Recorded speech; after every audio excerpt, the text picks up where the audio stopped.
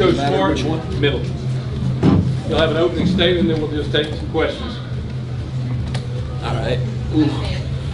That was a tough one, guys. We didn't play our best game. I thought maybe the difference in the game, obviously, was the second half.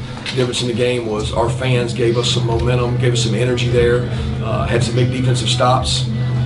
Obviously, you cannot turn the ball over and beat good teams. And make no mistake about it, Florida's a much improved team. I told Billy before the game, they're playing really well, playing really good football, and have been for 4 or 5 weeks now. They've avoided turnovers and they've run the ball well. The recipe for winning football is don't turn the ball over, run the ball, and play good defense. And for the most part, we've done that most of the year. We didn't do that for a little bit of the half. We dominated most of the field position, most of the stats in terms of yards, but we all know turnovers. And some of those are on Carson, some of them aren't, and we got to do a good job helping him because when he's needed to play well, we needed him to step up. Once again tonight, backed up, third down, and I don't know what it was, 35 maybe. He made plays. He did a great job. Can y'all keep that door shut, please? Thank you. Coach, how can y'all help Carson more to be more consistent? Well, I mean, he did some really good things. There's things that go unnoticed. What he can't do is throw the ball late over the middle, and we got to do a better job protecting him. He got hit one time and the ball went up in the air. But the 2 plays that he would want back were late scramble, throw it up plays. And to be honest with you, he hasn't done that much. You know, he's always been smart. He'll take off and run or just throw it away and live for another day. Thought he pressed on those 2 plays, but he also made some really good plays. And we got to do a good job helping him around with the run game. And, you know, we lost ETN. It made it a lot tougher because we didn't have as many backs. And he relies on ETN to take some of that pressure off in the run game. What were you telling Carson on the sideline after those picks? Keep his head up. I mean, we're not throw it. Like, he throws the ball well. We think that we got a really good pass game. We got great pass pro. We got good wideouts, and we got a really good quarterback. I mean, some of the throws he makes, guys, are big-time elite throws. He just has a couple times where he threw the ball over a little late. You can't do that. You can't turn the ball over and be a good football team. He knows that, and I don't think it's a matter of decision-making. I just think sometimes he presses there, and this is a big game to him. He's from here, and we don't win that game without Carson Beck.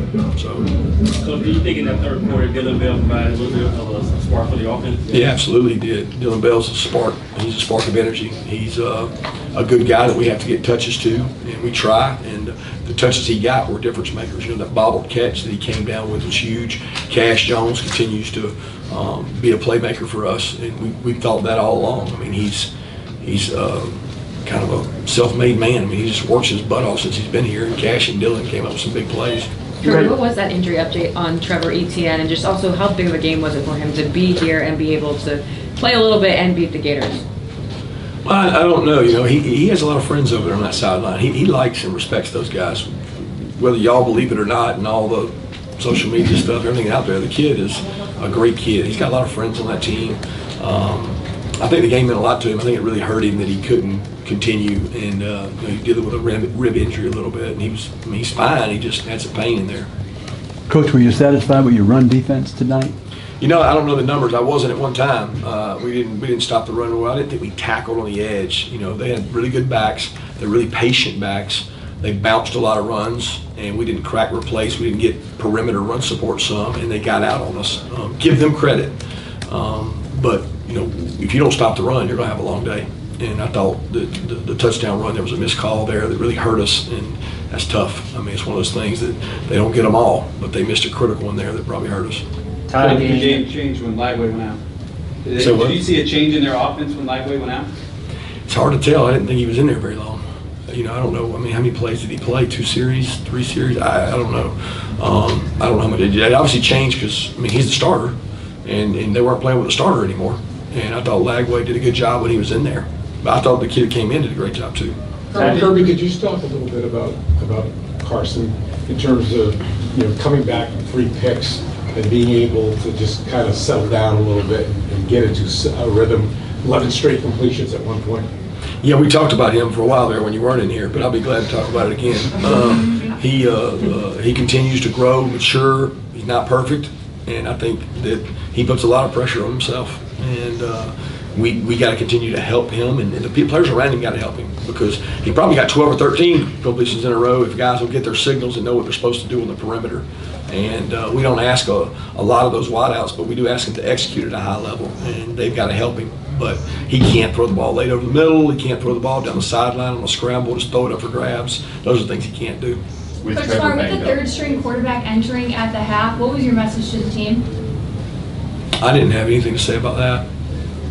Kirby, did you like the way you guys responded from the Texas win? And is it harder nowadays to follow one good game up with another good game?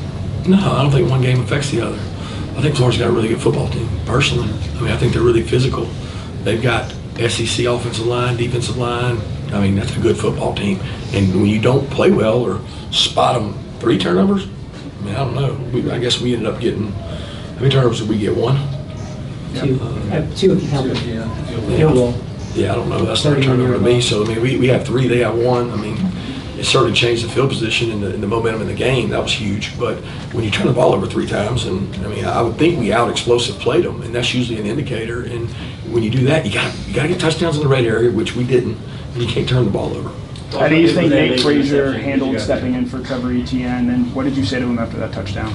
Just don't be stupid, man. Like we're not selfish people at Georgia. You know, we don't. I mean, I'm not interested in all the shenanigans. We're meat and potatoes. We roll our sleeves up and we go to work every day. I'm not interested in you know, gator chomping and throat slashing. It's not respectful. I mean, I want to be respectful of the game and the people we play, and I think the best way to attack somebody is beat them. Did that surprise you, Coach, when you made that gesture? I mean, he's immature, he's young. I mean, Nate's a great kid. Look, he's a super talent, and he wants to do well. He didn't do it with the intent of getting a penalty. Just, you know, got to act like you've been there, and he ain't been there enough. Coach, how big was that late interception in the fourth quarter that you got there? It was a big play. I thought the guy was wide open, and they had a nice play called, a little bootleg action. That was a copycat play from one we had seen earlier this year, giving up a touchdown, and the guy was open. C.J. Allen made a freaky, unbelievable play to jump up and snag it, and that was probably the biggest change in the game. Coach, there were times it felt like a home game for Georgia. What can you say about the juice the fans were able to bring? I saw your players playing up to the crowd quite a bit in this game. Well, I felt that was both ways. I mean, I don't know. I felt like every time they had momentum, they were loud against our offense, and that's the way it's supposed to be in this game. And in recent years in the past, sometimes it hadn't been that way. And you know, I don't know. I love playing in Jacksonville, but the momentum swings sometimes don't feel like it gets as loud as the road or the home games because the 50% rule. How can you help prevent Carson from pressing? Obviously, everybody needs to know their time, but how do you coach that and prevent that moving forward? I can't say I know that he's pressing. First of all, I've mentioned that, but I don't know that. I think he wants to play well. He feels a burden to play well, and he's in Jacksonville. It's important to him. And look, he's gotten better. He's done some really good things.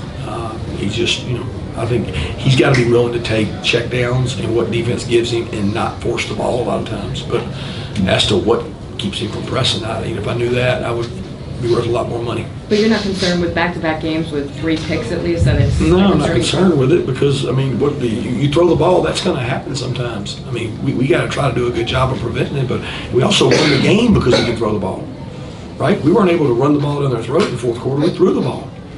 And he makes checks, decisions. There's 3 plays in the last 2 drives that nobody knows what he did, and he's got elite knowledge of what's going on. He puts us in the right play, and the plays work when he puts us in them. Did you talk about the Cash touchdown at the end?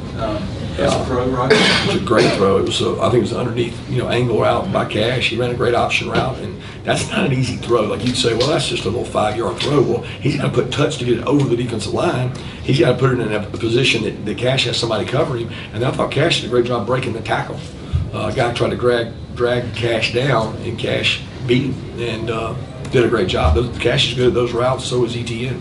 I imagine you have something for Dwight Phillips because of his speed, but how about the call to get him his first touch on that stage at that moment, and he came through? That's a great job by the offensive staff. They reached out to me on Tuesday or Wednesday and said, is Dwight going to travel? Because he hasn't traveled every game. And said, yeah, he's going. He's up now with the injuries at running back. He'll be an emergency running back. And they put a package in for him, and he did a great job. You're talking about everybody on that team loves that kid, Little Peanut.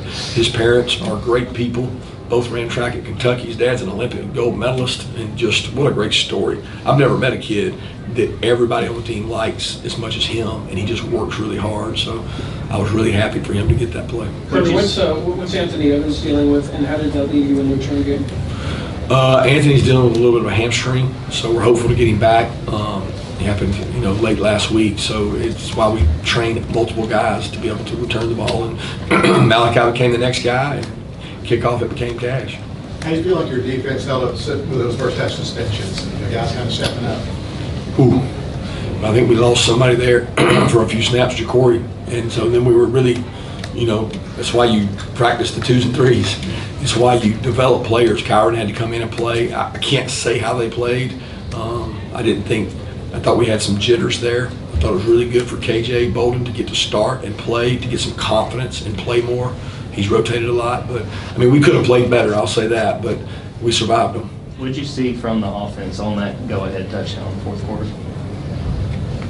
Remember this 2020? Yeah. This is the screenplay? I just mean that drive. Oh, I saw a 3rd and 5 that we were going to have to punt the ball back to them if we didn't get it, is what I saw, and I was like, here we are. Similar to Texas, we had a bigger lead, but, he steps up, he sees a blitz, he puts everybody on the right protection, he takes the shot clock down to 1 second and puts us in the right route and throws a great ball. It stands in a pocket now that there ain't many people with that many people pressuring going to stand in that pocket that long and trust his protection and fire that ball. And I know, a lot of guys on Sunday that don't do as much checking as he does. It puts us in the right play, and that was a difference in the game to get it to Arian. And then we still had to finish the drive, and he did a great job against Max Blitz to score the touchdown for Dom. We got time for one more question. With Nate Fraser, just how have you seen him continue to grow and mature throughout this season, especially stepping up tonight with Trevor Hurt? I think he had a career high of 18, 19 carries. Yeah, he got to grow up. We've been trying to grow him up the whole time. It's probably me more than anything. Josh does a good job trying to get him in there. We got to show confidence in him and play, because a back can't make it through this league trying to do it by himself. And I thought he did some good things tonight. He had a couple mistakes. I'm not talking about the penalty. He had a couple mistakes that can cost us. He has really gotten better at his protection. I'm fired up about him in protection, because he is not shy of contact. But he's got to get vertical and not try to outrun everything to the sideline. Thanks, guys. Thanks, Coach.